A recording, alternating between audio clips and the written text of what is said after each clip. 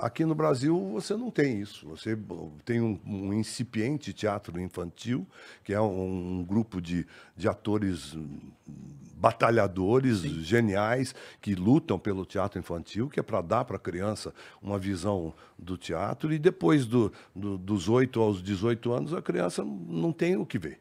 Nós não temos um teatro juvenil aqui no Brasil instituído. Tem uma ou outra peça que arrisca, mas não é um movimento. Então, são 10 anos que você fica sem ir ao teatro, com essa porcaria desse aparelhinho na mão, você não vai mesmo. Mas, assim, eu acho, se eu tivesse que chutar, como é que a gente resolve... Vamos dizer que isso é um problema. Como é que a gente resolve esse problema? Eu acho que ele é muito complexo, porque primeiro a gente precisa resolver um problema socioeconômico, para aí resolver um problema cultural. O MMA resolveu o problema socioeconômico, porque o MMA, aquele ingresso lá em cima, que você tem que ficar olhando no telão, senão você vê os carinhas desse tamanho, você não sabe nem o que é que está ali, lá em cima custa R$ 250. Mas o MMA, ele não é perene. Assim, ele não é nem perene, ele não é constante. Claro como que o teatro. Claro que é. Mas, Tem campeonato todo sábado. Não é todo sábado. Mas você sabe quantas pessoas cabem num estádio daquele lá? 20 mil. 20 mil é um mês de teatro. Mas aquilo ali é uma galera que, provavelmente uma galera que tá numa situação de vida, assim, diferente. Não, então vamos pro futebol. E o futebol com 5, 6 campeonatos por ano, e você torcendo pro seu time que tá nos 5 ou 6 campeonatos, e uma camisetinha daquela ali não custa menos de R$ 150. Não. Aí você vê todo mundo com a camisetinha. Não, a gente tem que parar para pensar que não é bem verdade isso. É verdade. Esse problema sociocultural é o seguinte: você tem R$ 150 na mão. Onde você vai gastar? Tem gente que gasta em cerveja. Passa pela tua cabeça, né? Tem gente que gasta em cerveja, tem gente que gasta numa partida de futebol, tem gente que gasta comprando gibi, tem gente que gasta, sei lá. É que eu acho que o problema... Agora, o problema é o seguinte: se você não tem os R$ 150 na mão, é outra coisa. Aí é um problema sociocultural. Aí é um problema de distribuição de renda, aí é um problema de você ter realmente pessoas que não têm trabalho, não têm condições de pagar nem o aluguel, não vai gastar um dinheiro que aparecer na mão dela para ir ao teatro. Esse era eu com 15 anos. Mas nós não estamos falando dessas pessoas, nós estamos falando de você agora. Que trabalha, que tem a possibilidade de ir ao teatro uma vez por semana, se você quiser. E você pode escolher. Você não escolhe. Por quê? Porque você não foi empurrado para isso há muitos anos. E não só isso, eu acho que também tem uma outra questão. O teatro, por muita gente, ele é visto como chato. O teatro é visto como chato. Aí eu tenho uma meia-culpa nossa, uma meia-culpa da classe, eu acho. Eu não me coloco muito aí porque eu sempre busquei outra coisa. Mas eu percebo, por parte da classe teatral, de alguma forma, um desconhecimento do que seja as nossas plateias, né? Então, eu acho que você tem que prestar atenção. Há 40 anos eu venho conversando com eles depois do espetáculo, eu sei quais são as dificuldades que eles têm. Eu sei que eles acham algumas coisas chatas porque eles não têm informação. Claro. Se você joga um cara, mas aí não vou falar nem de teatro, você joga um cara na frente de um quadro do Mark Rothko, que eu falei para vocês agora, da peça Vermelho que a gente fez. O Mark Rothko era um expressionista abstrato. Que já é um negócio que você fala, hein? Que porra é essa? Poderia repetir, né? Aquela, né? Então, expressionista. Quer dizer? E ele fez o seguinte: ele criou uma pintura que chamava Campos de Cor. Os quadros dele não tem nem nome. O nome é vermelho, amarelo, vermelho, porque é um bloco vermelho, um bloco amarelo, um bloco vermelho. É isso. Então, os quadros dele não tem título, porque não é nada, é só cor. E ele chegou a vender um quadro agora, há pouco tempo atrás, por $80 milhões.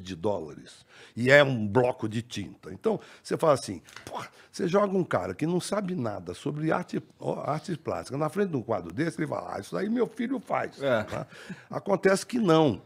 O Rothko tem um processo de pintura diferenciado. Se você se der o trabalho de observar a pintura dele, a distância que ele diz para você observar, com o cuidado que ele diz para você ter, com o tempo que ele diz para você ter, com a luz que ele acha que tem que ter no quadro, eu juro por Deus que depois de você ter toda essa informação, o Rothko vai ser um pintor maravilhoso e a cada vez que você entrar no museu, você vai procurar onde está o Rothko. Muito interessante. Porque isso é a base da vida.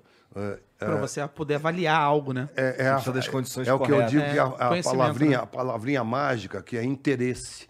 Por que você desperta o interesse? Porque você começou a conhecer aquela coisa, né? Então, uma jogada, uma estratégia para a gente reativar o teatro. Ele nunca deixou de ser ativado. Mas Pra se informa, é chato por quê? Porque você não sabia nada, Perfeito. foi lá sem nenhuma informação, sentou e era chato. Mas era chato para você que não tinha informação. Talvez, se você se informasse um pouquinho antes sobre o Marco Rosco, você vê uma peça sobre ele ia te emocionar muito. Então eu, por exemplo, eu não monto um autor chamado Boto Strauss, porque o Boto Strauss é um autor alemão alternativo na Alemanha. Aí é foda. Então eu falo assim, eu vou trazer esse cara para cá, eu vou quebrar a minha cara. Ou não.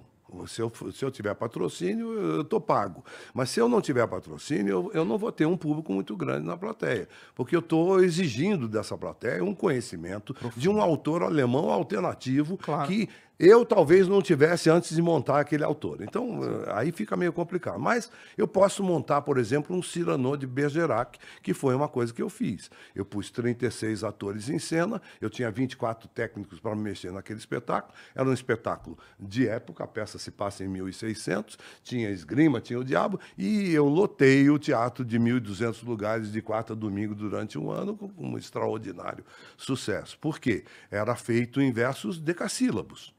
Puta merda. Então, eu falo assim, e a plateia se emocionava e chorava. Sim. Então, se você dá alguma dica para esse público, o público vai, o público gosta. Então, não precisa ser tão radical. Por mais que ele seja cult pra caralho, se você consegue entregar... O nosso espetáculo, por exemplo, é uma comédia realmente muito boa, você ri muito o espetáculo inteiro, mas ele tem uma virada no final que faz você repensar a peça inteira. Então, eu acho que, por exemplo, isso é uma coisa interessante de você fazer. Se você está querendo fazer uma comédia, procure uma comédia que tem um negocinho... Eu fiz isso com o seu sobrinho, o Felipe Fagundes. Nós montamos o espetáculo. Eu trabalhei com o sobrinho, outra aproximação com o Fagundão, além dos Beatles no rádio. O Felipe Fagundes, elogiá-lo, maravilhoso. Ele dirigiu um espetáculo que eu fiz, era uma comédia, Danilo, no Fivic, e que no final na última cena, no último ato, tem uma virada. Então, a gente também se preocupou com isso. E aí, a gente fez a nossa adaptação porque ela é uma autora portuguesa. E eu ia te perguntar, você acha que adaptações são bem-vindas? Sim, tudo é bem-vindo. A comunicação é a coisa mais importante. Se você pegar um autor alemão que fale para nós aqui, pega o autor alemão. Por isso que o Shakespeare é montado até hoje, porque você reconhece ali o ser humano, você reconhece as paixões do ser humano, o ódio, a vingança, o amor, tá tudo ali no Shakespeare. Então você consegue montar. Eu acho que também a gente não pode ser tão paternalista assim. É preciso que o público tenha um pouquinho da sua participação. É preciso que antes de ir ao restaurante mineiro você saiba se ele é bom. É importante que você pesquise um pouquinho. Você gosta de comédia? Porque se você não gosta de comédia, eu não recomendo a você procurar só comédias. Mas pode ser que você encontre um dia uma comédia que você fala assim, agora passei a gostar de comédia. Por quê? Tem que ter desculpa, né? Um pouquinho de boa vontade. Vai atrás, procura. E eu juro por Deus, você vai encontrar um veículo, um entretenimento com a possibilidade de fazer você sair modificado do teatro que nenhum outro veículo permite com tanta força.